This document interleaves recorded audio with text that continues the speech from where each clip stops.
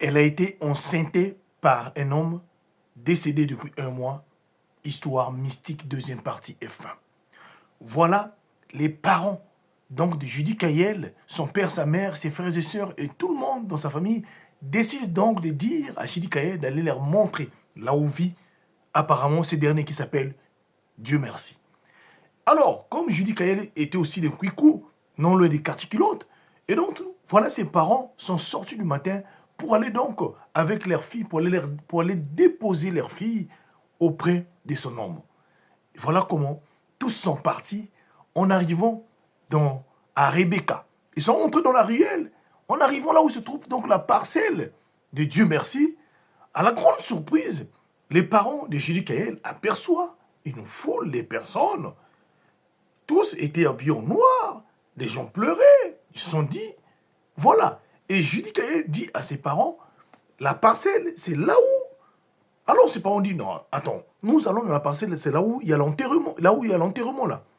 Et voilà comment, avant même d'arriver, le père de Jules Kayel demande donc à un jeune homme qui était là-bas, dites-moi, dans la parcelle qui est là-bas, qu'est-ce qui se passe là-bas? Le jeune homme dit non, c'est un enterrement d'un jeune homme qui était décédé depuis 1 mois. Son corps était bloqué à la mort parce que ce jeune homme était décédé par un accident. Et donc les parents avaient décidé normalement de poursuivre ce monsieur-là qui a été arrêté. Et donc il a fallu beaucoup plus de démarches.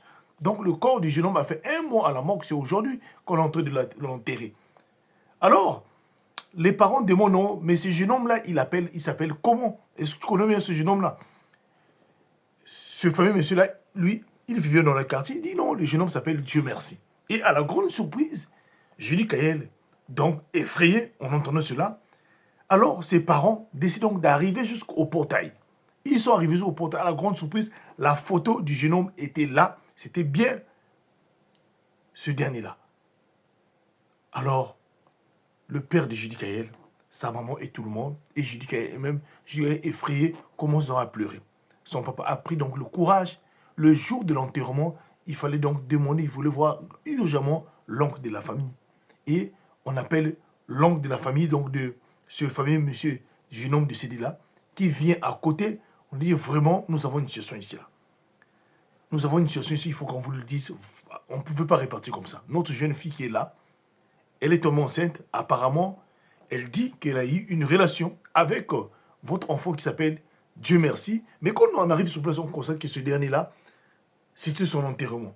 Et les relations, alors, elles sont connues, ça fait pratiquement près de une à 2 semaines. L'oncle, pris de panique, dit donc aux parents, non, on ne peut pas parler de ça aujourd'hui, laissons-nous finir à la fin. Quand nous allons revenir, nous allons parler de cela. Donc, voilà comment voilà comment Judy Kayel et ses parents restent normalement là pour attendre que l'enterrement puisse partir et revenir. Et quand ils sont allés enterrer à Monkama, ils sont revenus à la fin. L'oncle a dit donc aux parents de ce dernier qui est décédé là, ils se sont retirés à côté, ils ont parlé de cela, mais tous étaient dépassés, la team HPH, tous étaient dépassés. Mais les parents de Judy Kayel étaient obligés de repartir avec leur fille. Alors, cette dernière-là, sa grossesse a évolué et a fini par mettre au monde à ce jour. L'enfant vit, grandit et vit à Pointe-Noire. C'est pour vous dire quoi? Le monde vivant est un monde là où il y a plusieurs mondes.